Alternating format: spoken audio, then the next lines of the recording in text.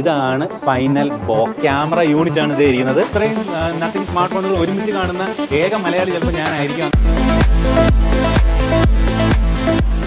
നിരവധി ബ്രാൻഡിൻ്റെ നിരവധി സ്മാർട്ട് ഫോണുകൾ ഉപയോഗിച്ചിട്ടുണ്ട്. പക്ഷേ ഈ സ്മാർട്ട് ഫോണുകൾ എങ്ങനെയാണ് ഉണ്ടാക്കുന്നതെന്ന് നിങ്ങൾ ഇതുവരെ കണ്ടിട്ടുണ്ടോ? സത്യം പറയാമല്ലോ, ഞാൻ ഇതുവരെ കണ്ടിട്ടില്ല. ഇപ്പോൾ ഞാൻ നിൽക്കുന്നത് ചെന്നൈയിലാണ്. ചെന്നൈയിലെ നത്തിങ് എന്ന് പറയുന്ന ബ്രാൻഡിൻ്റെ ഫാക്ടറിയിലാണ്. ഇവിടെ വന്നിരിക്കുന്നതെന്ന് പറയുന്നത് നത്തിങ്ങിൻ്റെ സ്മാർട്ട് ഫോണുകൾ എങ്ങനെ നിർമ്മിക്കുന്നു എന്ന് കാണാനും നിങ്ങളെ കാണിക്കാനും വേണ്ടിയാണ്. അപ്പോൾ നമുക്ക് കാണാം നത്തിങ് സ്മാർട്ട് ഫോണുകൾ എങ്ങനെ നിർമ്മിക്കുന്നു. ആദ്യം നമുക്ക് ഈ ഫാക്ടറിയിലേക്ക് കയറുന്നതിന് വേണ്ടി ഇവിടെ ഒരു സ്പെഷ്യൽ ഡ്രസ്സൊക്കെ ഇടേണ്ടതുണ്ട്. നമ്മുടെ ഈ സാധാരണ ഡ്രസ്സിൻ്റെ പുറത്ത് ഈ ഒരു സ്പെഷ്യൽ ഡ്രസ്സ് ഇടണം. കാരണം നമ്മുടെ ഡ്രസ്സിൽ നിന്ന് ഒരു പൊടി പോലും അകത്തേക്ക് പോകാൻ പോലും പാടില്ല. Hi Megha. Hi, how are you? Fine. Welcome to our facility right here in Chennai. And are you excited to see how to make Nothing Phone 2? Right. Well, today you are not only going to see how a smartphone is made, today you will see how a transparent phone is made. And we are very excited to host you and host your entire viewers. And yeah, your crew can see how the phone 2 is made. Welcome, come on in.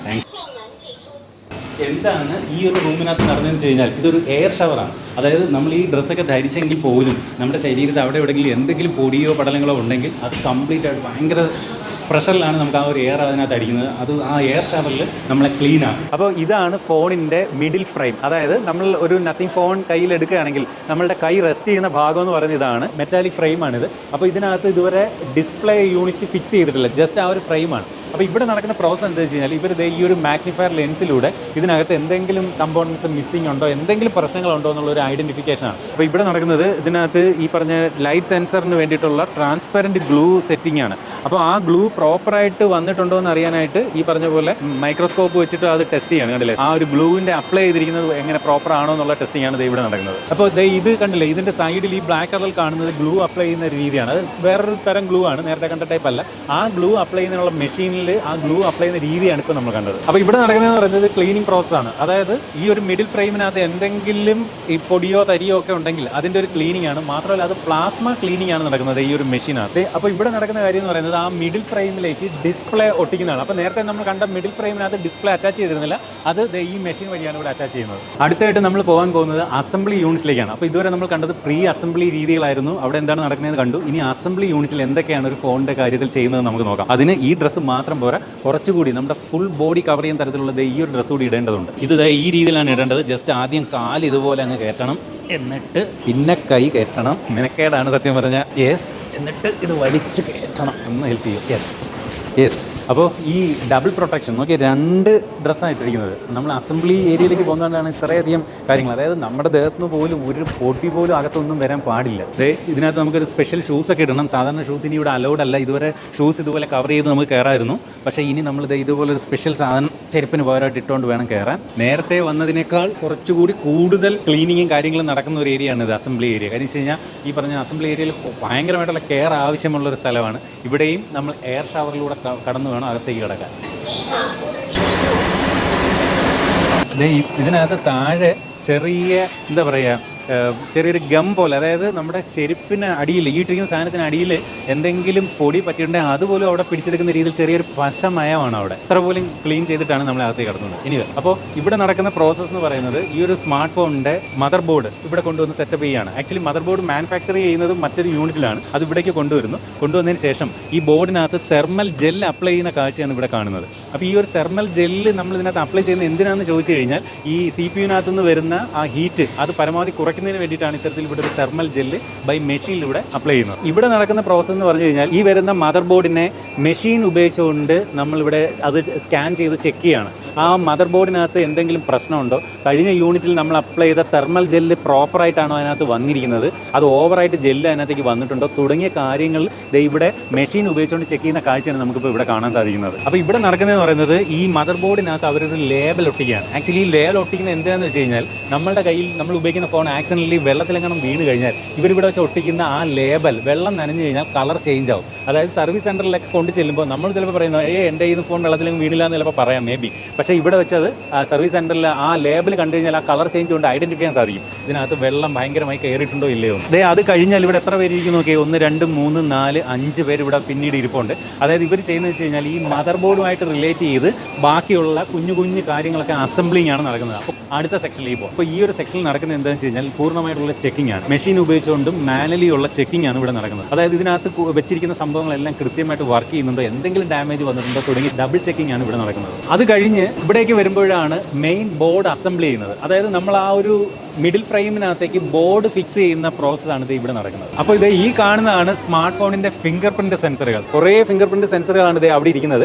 അപ്പോൾ ഇത് ഫോണിനകത്ത് ഡിസ്പ്ലേയുടെ ഭാഗത്ത് attach ചെയ്യുന്ന പ്രോസസ്സാണ് ഇത് ഇവിടെ നടക്കുന്നത്. ഇവിടെ വന്നപ്പോഴാണ് മനസ്സിലായത് ഒരു ഫോണിനകത്ത് മൊത്തത്തിൽ 3 ബോർഡുകളുണ്ട്. അതായത് main board, sub board, 5G board അല്ലെങ്കിൽ ഇന്റർനെറ്റ് ബോർഡ്. അപ്പോൾ ആ 5G ബോർഡിന്റെ ഇൻസ്റ്റാളേഷൻ ആണ് ഇത് ഈ ഭാഗത്ത് നടക്കുന്നത്. ഇപ്പോൾ ഇവിടെ നടക്കുന്നത് ഈ പറഞ്ഞ രണ്ടാമത്തെ ബോർഡ്, അതായത് സബ് ബോർഡിന്റെ അസംബ്ലിംഗ് ആണ്. വലുതായിട്ട് കാണാനൊന്നുമില്ല, സബ് ബോർഡ് അവിടെ ഫിക്സ് ചെയ്യാണ്. അപ്പോൾ 4700 mAh ബാറ്ററിയാണ് നത്തിങ് ഫോൺ 2 വരുന്നത്. അതാണ് ഇത് ഇരിക്കുന്നത്. നമ്മൾ ഗ്ലൗസ് ഇട്ടിട്ട് ഇത് എടുക്കാവൂ, നമ്മുടെ കൈ കൊണ്ട് തുടരുന്നതാണ് പറയുന്നത്. അതുകൊണ്ട് എനിക്കിത് എടുത്ത് കാണിക്കാൻ നിർവാഹമില്ല. എനിക്ക് ബാറ്ററി യൂണിറ്റ് ആണ് ഇത്.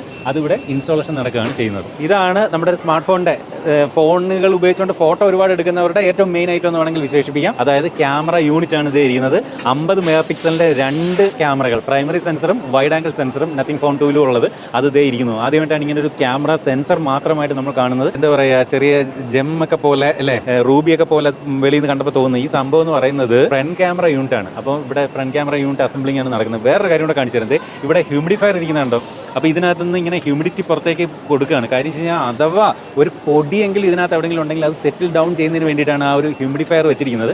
മാത്രമല്ല അങ്ങനെ സെറ്റിലാവുന്ന പൊടികളൊക്കെ വീഴാനും വേസ്റ്റൊക്കെ വീഴാനായിട്ട് ഇതുപോലെ ഇങ്ങനെ ഒരു വെള്ളം ഇതുപോലെ ട്രേക്കകത്ത് വെച്ചിട്ടുണ്ട്. എന്തെങ്കിലും പൊടി ഉണ്ടെങ്കിൽ ഇതിനകത്ത് അത് സെറ്റിലാവുകയും പിന്നീട് അത് പറന്ന് മുകളിലേക്ക് വരാതിരിക്കുകയും ചെയ്യും. നമുക്കറിയാം സാധാരണ സ്മാർട്ട് ഫോണുകളാണെങ്കിൽ അതിൻ്റെ ബാക്കിൽ കൂടെ നമുക്കൊന്നും കാണാൻ പറ്റത്തില്ല, ഒരു വിഷയമില്ല. അതിന് അകത്ത് ഇച്ചിരി പൊടി ഇരുന്നാലും വിഷയമില്ല. പക്ഷേ നത്തിങ് ഫോണിൻ്റെ കേസിൽ അങ്ങനെയല്ല. ഇതിൻ്റെ ബാക്ക് എന്ന് പറയുന്ന ട്രാൻസ്പെറൻറ്റ് ഡിസൈനാണ്. ഒരു പൊടി പോലും ഇത്തരത്തിൽ മാനുഫാക്ചറിങ് നടക്കുമ്പോൾ അതിനകത്ത് ഇരുന്ന് നമുക്ക് കാണാൻ പറ്റും. അപ്പോൾ അത് ഒഴിവാക്കുകയാണ് ഇത്തരം പ്രധാനപ്പെട്ട ഈ ഒരു പ്രോസസ്സിൻ്റെ പിന്നിലൊരു പ്രധാന രഹസ്യം.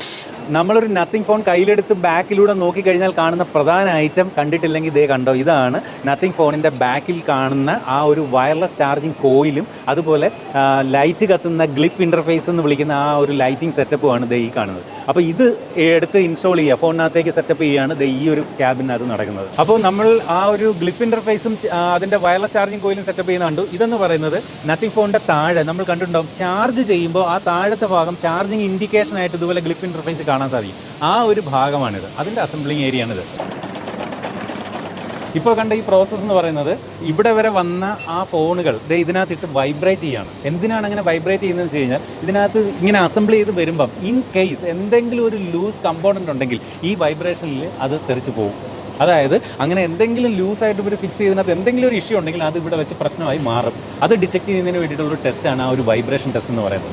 അതുപോലെ തന്നെ ഇവിടെ നടക്കുന്ന ടെസ്റ്റ് എന്ന് പറയുന്നത് ഇതിൻ്റെ ഡിസ്പ്ലേ ഇപ്പോൾ ഇവിടെ വെച്ച് ഇവർ ഓൺ ചെയ്യുന്നുണ്ട്. ഡിസ്പ്ലേ ഓൺ ചെയ്തിട്ട് ഡിസ്പ്ലേക്ക് എന്തെങ്കിലും വിഷയങ്ങളുണ്ടോ, ഇതുവരെയുള്ള അസംബ്ലിങ്ങിൽ എന്തെങ്കിലും ഇഷ്യൂസ് വന്നിട്ടുണ്ടോ തുടങ്ങിയ കാര്യങ്ങൾ ഇവിടെ കൃത്യമായിട്ട് ടെസ്റ്റിംഗ് നടക്കുകയാണ്. ഇവിടെ നടക്കുന്ന പ്രോസസ്സ് എന്ന് പറയുന്നത് ഈ ഒരു സ്മാർട്ട് ഫോൺ ഇവിടെ വരെ വന്ന ആ യൂണിറ്റ് ക്ലീൻ ചെയ്യുകയാണ്. വാക്യൂം ക്ലീനർ ഉപയോഗിച്ചുകൊണ്ട് എയർ സക്ക് ചെയ്തുകൊണ്ട് എന്തെങ്കിലും പൊടി അവശേഷിക്കുന്നെങ്കിൽ അതിവിടെ ക്ലീൻ ചെയ്യുകയാണ് നടക്കുന്നത്. അപ്പോൾ ഇപ്പോൾ നമ്മൾ ഈ കാണുന്ന യൂണിറ്റ് എന്ന് പറയുന്നത് ബാക്കിലെ ഗ്ലാസ് കവർ നമ്മൾ അറ്റാച്ച് ചെയ്യുന്നതിന് മുമ്പുള്ള ബാക്കാണ്.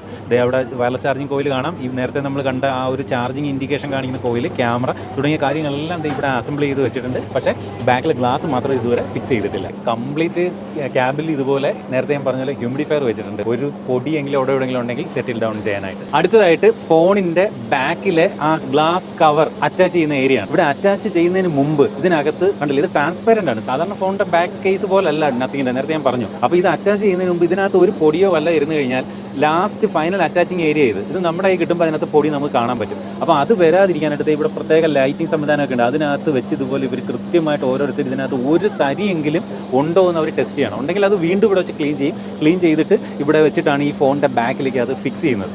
ഒരു 3 പേര് ഇവിടെ മൊത്തത്തിൽ ഇരിപ്പുണ്ട്. ഇവരെല്ലാം ചെയ്യുന്നത് ഇതിൻ്റെ ബാക്കിൽ എന്തെങ്കിലും ഒരു പൊടിയെങ്കിലും ഉണ്ടോ എന്ന് കണ്ടെത്തുകയും ഇല്ല എന്ന് ഉറപ്പ് വരുത്തിയിട്ട് ഈ ബാക്ക് കവർ അറ്റാച്ച് ചെയ്യുകയാണ് ഇവിടെ ചെയ്യുന്നത്.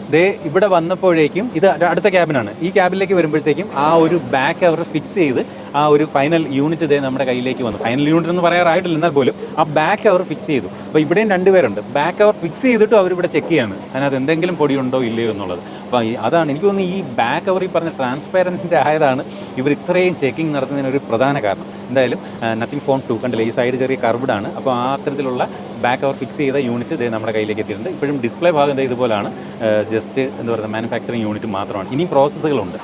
അപ്പോൾ ഈ കാണുന്ന ഭാഗം എന്ന് പറയുന്നത് അവിടെ നിന്ന് ഇങ്ങോട്ട് വന്ന ആ സ്മാർട്ട് ഫോണുകളുടെ കംപ്ലീറ്റ് ടെസ്റ്റിംഗ് ഫേസ് ആണ്. അതായത് ഇവിടെ വെച്ച് ക്യാമറ, അതുപോലെ ഫിംഗർ പ്രിൻറ്റ്, അങ്ങനെ തുടങ്ങിയ എല്ലാ കാര്യങ്ങളും ഈ ഫോണിൻ്റെ ഈച്ച് ആൻഡ് എവറി പാർട്ടിൻ്റെ അത് കൃത്യമായിട്ട് പ്രോപ്പറായിട്ട് വർക്ക് ചെയ്യുന്നുണ്ടെന്നുള്ള ടെസ്റ്റിംഗ് ഏരിയ ആണ്. അടുത്ത പ്രോസസ്സ് എന്ന് പറയുന്നത് ഈ നമ്മൾ ഇത്തരത്തിൽ ഉണ്ടാക്കി ഇങ്ങോട്ട് കൊണ്ടുവരുന്ന സ്മാർട്ട് ഫോണുകളുടെ ഏജിങ് ടെസ്റ്റാണ്. അതായത് അവിടുന്ന് ഇവിടെ വന്നിരിക്കുന്ന ഈ സ്മാർട്ട് ഫോണുകൾ എല്ലാം പെർഫെക്റ്റ് ആണോ, അതിൻ്റെ ബാറ്ററി എഫിഷ്യൻസി കാര്യങ്ങളെല്ലാം കുറേ സമയം, അതായത് കൃത്യമായിട്ട് പറഞ്ഞാൽ 8 മണിക്കൂർ, ഞാൻ കാണിച്ചു തരാം, 8 മണിക്കൂർ ചാർജിങ്ങിന് ഇട്ടുകൊണ്ട് ഇവരിവിടെ ടെസ്റ്റ് ചെയ്യുകയാണ്. അപ്പോൾ ഇത് ഏജിങ് റൂമാണ്. ഏജിങ് റൂമിലേക്ക് നമ്മൾ കയറി കഴിഞ്ഞാൽ ആ പ്രൊഡക്ഷൻ യൂണിറ്റിൽ നിന്ന് ഇങ്ങോട്ട് വരുന്ന ആ ഫോണുകൾ കംപ്ലീറ്റ് ഇവിടെ അവർ ടെസ്റ്റിങ്ങിന് ഇട്ടിരിക്കുകയാണ്. 8 മണിക്കൂർ കണ്ടിന്യൂസ് ആണ് ഇവിടെ ടെസ്റ്റിങ്ങിന് ഇടുന്നത്. കംപ്ലീറ്റ് നിങ്ങൾ നോക്കിക്കഴിഞ്ഞാൽ കാണാം, എല്ലാ ഫോണുകളും ഇവിടെ ചാർജിങ്ങിന് ഇട്ടിരിക്കുകയാണ്. എല്ലാ ഫോണുകളും ചാർജിങ്ങിന് ഇട്ടിരിക്കുന്നത് മാത്രമല്ല, ആ ഗ്ലിഫ് ഇൻ്റർഫേസ്, ആ ലൈറ്റ് എല്ലാത്തിൻ്റെ ഓണാക്കി ഇട്ടിട്ടുണ്ട്.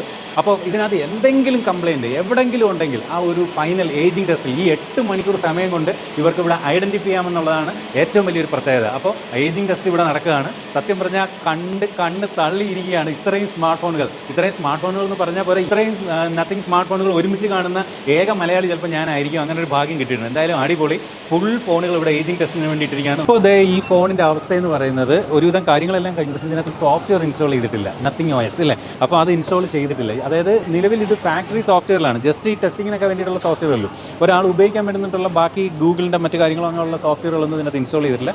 അതിൻ്റെ ഇൻസ്റ്റാളേഷനാണ് ഇവിടെ ഈ ഒരു ഭാഗത്ത് നടക്കുന്നത്. അപ്പോൾ ഇവിടെ ഈ സെക്ഷനിലേക്ക് വന്നപ്പോൾ സോഫ്റ്റ്വെയർ ഇൻസ്റ്റാൾ ചെയ്ത് കഴിഞ്ഞു. ഇപ്പോൾ എൻ്റെ ഇടത് കയ്യിലിരിക്കുന്ന ഫോണിനകത്ത് ആൾറെഡി സോഫ്റ്റ്വെയർ ഇൻസ്റ്റാൾ ചെയ്ത് കഴിഞ്ഞു. അതിൻ്റെ ഇനിഷ്യൽ സെറ്റപ്പ് ചെയ്യുന്ന ഒരു രീതിയിലാണ് ഇപ്പോൾ ഈ ഒരു സ്ക്രീൻ നിൽക്കുന്നത്. എന്നാൽ വലസൈഡിലിരിക്കുന്ന ഈ ഫോൺ എന്ന് പറയുന്നത് ആൾറെഡി സോഫ്റ്റ്വെയർ ഇൻസ്റ്റാൾ ചെയ്ത് ലോഗിൻ എല്ലാം ചെയ്ത് കയറിയ ഹോം സ്ക്രീനാണ്. അപ്പോൾ 2 മോഡുണ്ട്, അതായത് മോണോക്രോം മോഡും ഉണ്ട്. നമുക്കറിയാം, അത് നത്തിങ് ഫോൺ 2 ഒക്കെ ഉപയോഗിക്കുന്നവർക്ക് അറിയാം. അപ്പോൾ ഇത് മോണോക്രോം മോഡിലാണ് ഇപ്പോൾ ഈ ഒരു ഫോൺ നിർത്തിയിരിക്കുന്നത്. അപ്പോൾ ഇനി അടുത്ത സെക്ഷൻ എന്ന് പറയുന്നത് പാക്കേജിങ് സെക്ഷനാണ്. അപ്പോൾ ഇതുവരെ നമ്മൾ ഫോണുകൾ എങ്ങനെ ഉണ്ടാക്കുന്നു എന്ന് നമ്മൾ കണ്ടു. ഇനി അത് എങ്ങനെ പാക്ക് ചെയ്യുന്നു നമുക്ക് കാണാം. അപ്പോൾ പാക്കേജിങ് സെക്ഷനിലേക്ക് പോകാം. അപ്പോൾ ഇവിടെയാണ് ഇതിൻ്റെ പാക്കേജിങ് സ്റ്റാർട്ട് ചെയ്യുന്നത്. നോക്കിയേ, ഈ ഫോൺ കൊണ്ടുവന്നിട്ട് ഈ പറഞ്ഞ പോലെ പേപ്പറിനകത്ത്, അതായത് ഈ പറഞ്ഞ പ്ലാസ്റ്റിക് ഒന്നുമില്ല, സാധാരണ പേപ്പറിനകത്താണ് ഇത് റാപ്പ് ചെയ്യുന്നത്. അപ്പോൾ ആ പേപ്പറിനകത്ത് അവരവിടെ വെച്ച് ഒരു ഫൈനൽ ക്ലീനിങ് ആണ് ഇപ്പോൾ ഇവിടെ ചെയ്യുന്നത്. അങ്ങനെ ഫൈനൽ ക്ലീൻ ചെയ്ത് ആ നല്ല രീതിയിൽ ഇവിടെ ആ ഒരു ഫോൺ ആ ഒരു പ്ലാസ്റ്റിക് ഫ്രീ ആയിട്ടുള്ള രീതിയിൽ ഇവിടെ റാപ്പ് ചെയ്ത് കഴിഞ്ഞിട്ട് പിന്നീടുള്ള പ്രോസസ്സ് എന്ന് പറയുന്നത് ഇതിൻ്റെ ബോക്സിനകത്തേക്ക് ഇതുപോലെ സിം ഇജക്ടർ പിന്ന്, അതുപോലെ ചാർജിങ് കേബിൾ, അതുപോലെ ഫോൺ തുടങ്ങിയ കാര്യങ്ങളൊക്കെ പ്ലേസ് ചെയ്യുകയാണ്. ഇതാണ് നമുക്കറിയാം നത്തിങ് ഫോൺ 2ൻ്റെ കൂടെ വരുന്ന ചാർജിങ് കേബിൾ.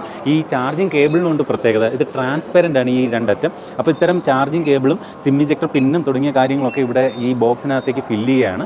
ഇവിടെ വന്നു, ഇതിനകത്ത് ഇപ്പോൾ നോക്കിയാൽ യൂസർ മാനുവൽ കൂടി ഇപ്പോൾ ഫില്ല് ചെയ്തിട്ടുണ്ട്. അതുപോലെ ഫോണുണ്ട്, സിം ഇജക്ടർ പിന്നുണ്ട്, ചാർജിങ് കേബിളുണ്ട്. അത് കഴിഞ്ഞിട്ട് ഇപ്പോൾ ഇവിടെ നടക്കാൻ പോകുന്ന പ്രോസസ്സ് എന്ന് പറയുന്നത് അതിൻ്റെയൊക്കെ ആ പുറത്തുള്ള ആ പേപ്പർ എന്താ പറയുക ലേബൽ, ആ കാര്യങ്ങളൊക്കെ വെക്കുകയാണ്. ഇത് യൂസർ മാനുവൽ കവറിനകത്തേക്ക് പാക്ക് ചെയ്യുന്നുണ്ട്. ഇവിടെ അടുത്തതായിട്ട് ഇവിടെ നടക്കുന്ന പ്രോസസ്സ് എന്ന് പറയുന്നത് ഈ പാക്ക് ചെയ്ത കാര്യങ്ങളെല്ലാം ഇതിൻ്റെ ബോക്സിനകത്തേക്ക് വെക്കാൻ പോകുന്നു. ആ ബോക്സിനകത്തേക്ക് വെക്കുന്നതിൻ്റെ ഭാഗമായിട്ട് ഇവിടെ IMEI നമ്പർ ഇതുപോലെ പ്രിൻറ്റ് ചെയ്തത് ആ ബോക്സിൻ്റെ പുറത്ത് ഒട്ടിച്ചിട്ടാണ് അടുത്ത സെക്ഷനിലേക്ക് വരുന്നത്. അപ്പോൾ ഇവിടെ അതൊന്നുകൂടി ഡബിൾ ചെക്ക് ചെയ്ത് അടുത്ത സെക്ഷനിലേക്ക് മാറ്റുകയാണ് ചെയ്യുന്നത്. ഇവിടേക്ക് വരുമ്പോൾ നോക്കിയാൽ ഇതുപോലൊരു ഫൈനൽ ക്ലീനിങ് ആണ് ഇവിടെ നടക്കുന്നത്.